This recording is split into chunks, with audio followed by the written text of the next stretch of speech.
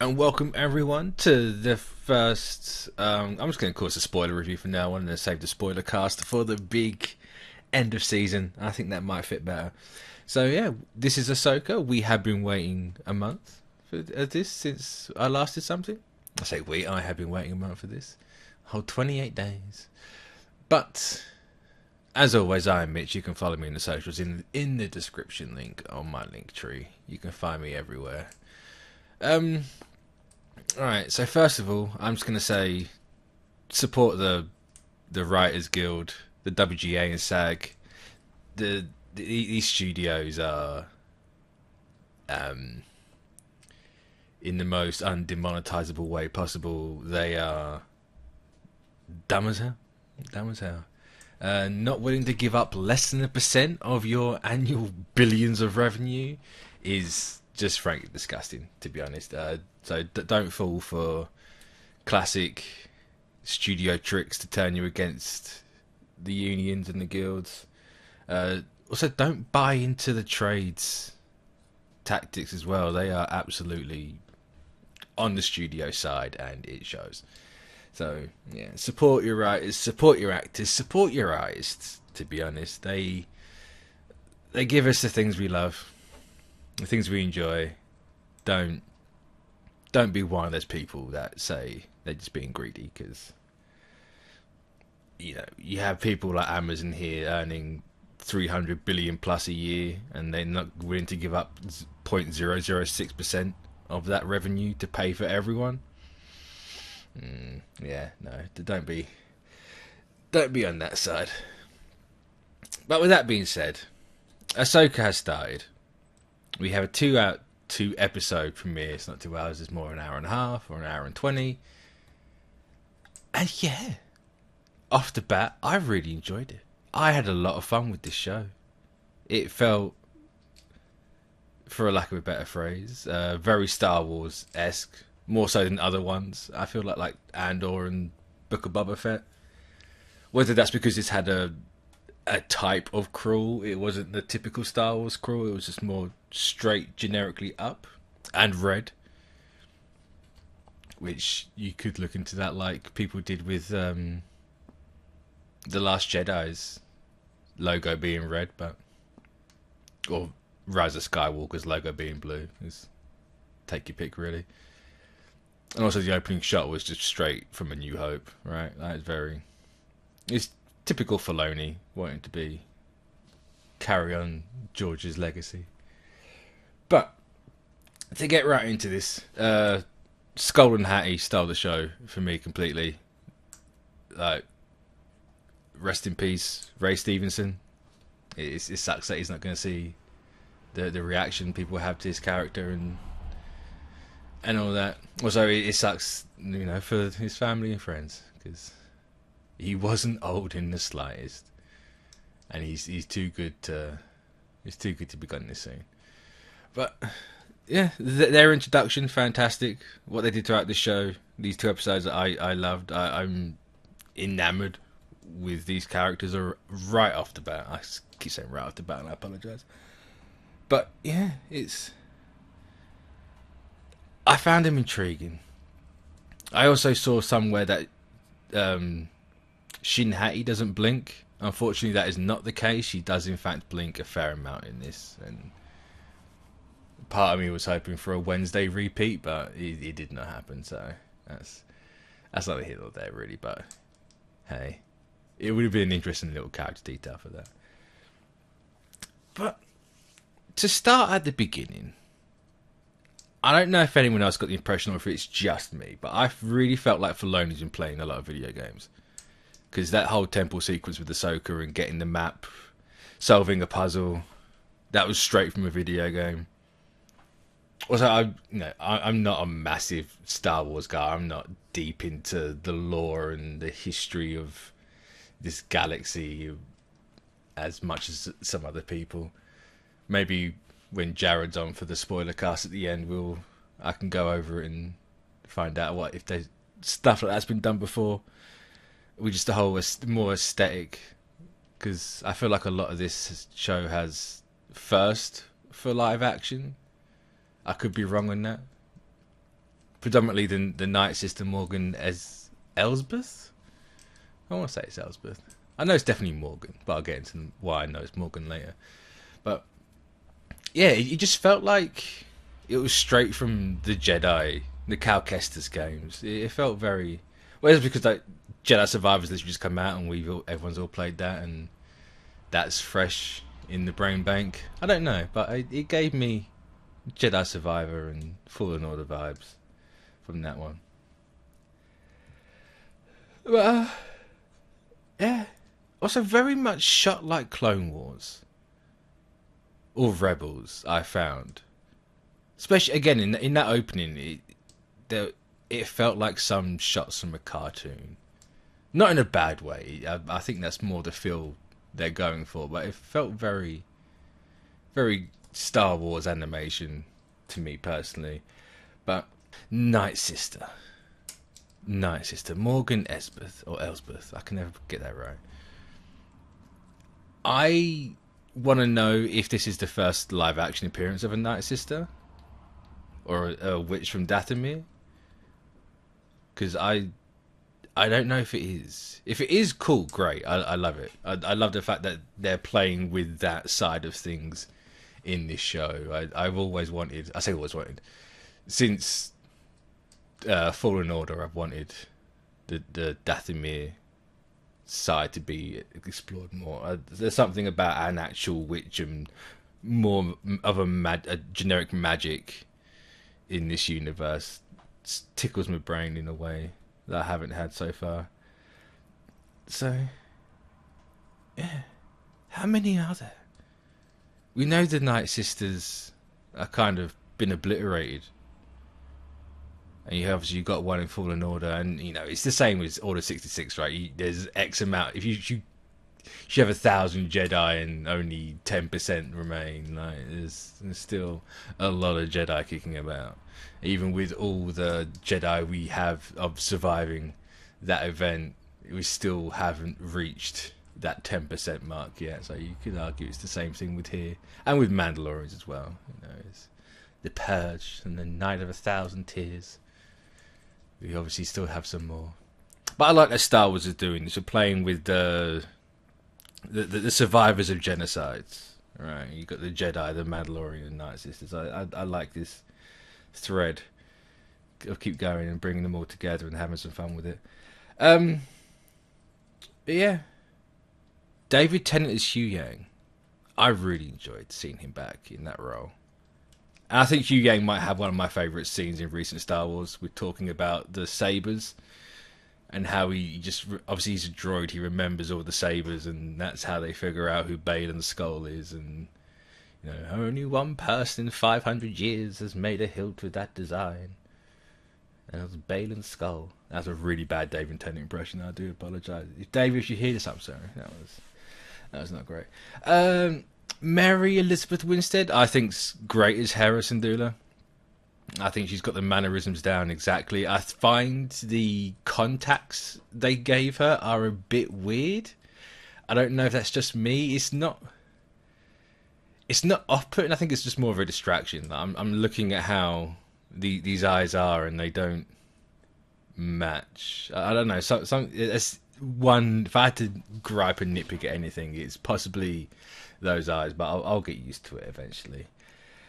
Now, one of the big talking points of this show that I think everyone's kind of questioning is... I've seen Rebels, right? I've seen Clone Wars, I've seen Rebels. I can't remember, because it's been a while since I watched it. I've only seen it once as well. I can't remember them ever really hinting at Sabine being maybe Force sensitive. I know they obviously did the whole lightsaber training thing because she had the dark saber at that one point before she gave it back to Bo-Katan, and you know, being trained in that makes a lot of sense. But being a Padawan to Ahsoka, I kind of feel like I wish we saw that in Rebels. I know obviously it's been a time jump and there's been a gap, and you can play about with a gap like that and insert something interesting like this. I just feel like I'd want a bit set up more, but it's fine. You know, I still I enjoy the idea of it. I think it's an interesting dynamic to have between these two characters specifically, and also it's having a Mandalorian Jedi. I know we've got Grogu, but Sabine predates Grogu, I think. No, yeah, she must do. I refuse to believe otherwise. Anyway, it's an interesting idea. I'm here to see how it goes. Also, Sabine's intro, to get to that, I adored. Hearing space like punk rock. That sounds like punk rock, but you know it's not anything you've heard before. But I like the music in this show so far. It's very, again, it scratches the part of that brain, the dopamine button, and pushes that button. So I'm here for it. My next thing is, how does Bane and Skull know about Sabine and Ahsoka? Obviously, he's a former Jedi. Something's gone wrong. His and Skull's and Hattie's sabers aren't inherently red. I think the internet's discussed that to death, and it was a big debate when the first trailer came out. I was like, oh, they look really bad. It's like, they don't look red to me. They look orange. So did he always just have an orange saber? Is that going to be a thing, or is there going to be a reason to why they're not red? Because we see red sabers in this, because Marrok's Inquisitor sabers are very much red, and you know the orange, the reddish orange ones seem to be a bit more pulsating a little bit. So I assume we'll get into that. I'm just intrigued to know where this show's going to take it, because it looks interesting. Also, I like the classic design of their sabers, right? That whole, not High Republic style, but it's like a halfway point between that and the modern sabers. It looks a bit more traditional, less chromey, more like not marble, but that sort of a material look to it. I like them. I think they're cool, and I hope they talk about why they're orange and what exactly they are. Because I don't think they're like, maybe a Dark Jedi, I suppose, is probably the closest thing you'll have to what they are, because they are essentially mercenaries in this. But then why are they with Marrok? But Marrok, I think, is going to be a very big talking point on this. But I think arguably the biggest thing in these two episodes is they're going to a different galaxy. Now, someone comment below if I'm completely off base on this one. I don't remember Star Wars going to a different galaxy in what's canon, right? I don't know if it happened in the Legends. I steer clear of all that stuff. If you like it, cool, more power to you. But I can't remember a time where, apart from, you know, in Rebels, we know Thrawn and Ezra get shot off somewhere and another galaxy was the likely candidate, right? But I honestly can't think of a time, if it ever did happen, that was going to be the case. But I think that's kind of big for this franchise as a whole. It's interesting that they're doing it on a TV show more than anything. So maybe they're using this as a test bed to see if we can get away from everything, and even though it's, watch it be another sand planet. Different galaxy, same sand. But it's cool. I appreciate that they're trying to literally leave this galaxy, because it's far from saving in universe terms at this point. It's just a cycle of fascism and very poor republics. Yeah, so the pathway, what was it? Pathway to Peridia? Was it called Peridia? I want to say it's called Peridia. It's interesting. And of course, you can't talk about the show without talking about everyone's favourite little war criminal. Chopper, adored him. Absolutely adored him. His little flex when he gets the tracking beacon on the ship after wanting to just shoot the thing down and crush people and, you know, bolster up that kill count, that 50,000 kill count, because, you know, God forbid. But I do apologise for just completely jumping around here. No, off the cuff and all that. I'm not professional in the slightest. But yeah, again, this Rebel Alliance, this new rebellion needs to really check who from the Empire they bring on. I know this is before. Is this before or after Andor? Is this post original trilogy? I can't remember my timelines. No, it's got to be post, isn't it? Yeah. Obviously, there's the new rebellion. What a dumb thing to say. This is why I don't. I should think more. I should think more properly.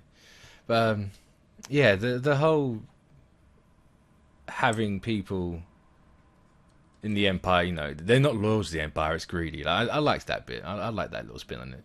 It's like there's no people just worked for the Empire. It wasn't about politics. The everyday man didn't give a crap about that. It was just a case of how can I get credits? How can I get more money? Man's got to survive, or women's got to survive.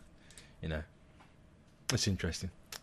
I've gone quarter of an hour here. I'm gonna bring this with a close on what I really want to talk about, and that is Marrok. There's several theories running out about there. There's the whole Ezra thing, right, which I genuinely think's got a lot of credence to it. It's personally my likely one. Right, I've seen some people say, what's the name? Barris Offa, one of the characters from the animated series. I remember the name, but I can't remember. Or Barris. It's something like that. I can't remember who it is. I've seen people say that. I have no idea why people are saying that. But it would kind of fit with why I'm leaning with Ezra if they didn't want to be Ezra. Because I'm really torn the whole Ezra thing, right? Because for me, it would make sense for it to be Ezra, to have it as a twist. But at the same time, I think you save Ezra for Filoni's movie. Part of me really feels that's going to be the case. Like, this series is just setting up Thrawn and bringing Thrawn into the fold, and they're still not going to have Ezra back, and it's just going to be a way for Filoni to keep this story, this narrative going of Rebels and Ahsoka and that. We can't just blow your load in one live action appearance. You've got to put her in the movie as well. So part of me thinks they're going to do that. On the flip side, Marrok and Morgan. If you know Arthurian legend, like King Arthur and Knights of the Round Table and all that, these two names will stick out.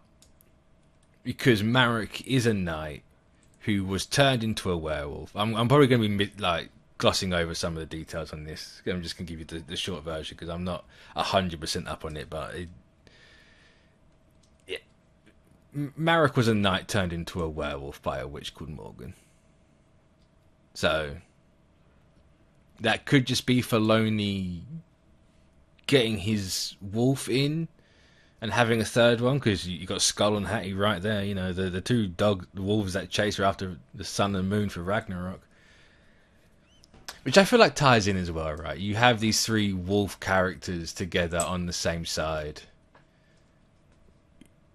And two are essentially the harbingers of the apocalypse, and one's a victim of circumstance, I guess. Right? But it's also the Tron vibes. If you've watched or remember Tron Legacy, what they did with Tron in that sequel, it's exactly what they're doing here with Marrok, right? You have this person that's clearly a weapon, right? They've been brainwashed to be a weapon, or something's happened, and it's going to turn out to be someone you know. Now, Ezra would make a lot of sense to that. It would have the emotional, at least for the people that know Rebels, right? Because there is that conversation going around that this relies too heavily on Rebels. But that's neither here nor there, right? People have had the same argument in Marvel movies for the last 15 years. Oh, it relies too. No one can just watch one movie. You've got to watch them all. Well, it's a narrative. You're not going to jump into the fifth Harry Potter book and expect to know everything, are you? You're not going to read the Return of the King and expect to know everything from The Hobbit onwards. You know, you can't necessarily beholden yourself to stuff like that. But I genuinely think, personally, if I had to put money on it, that Marrok is Ezra.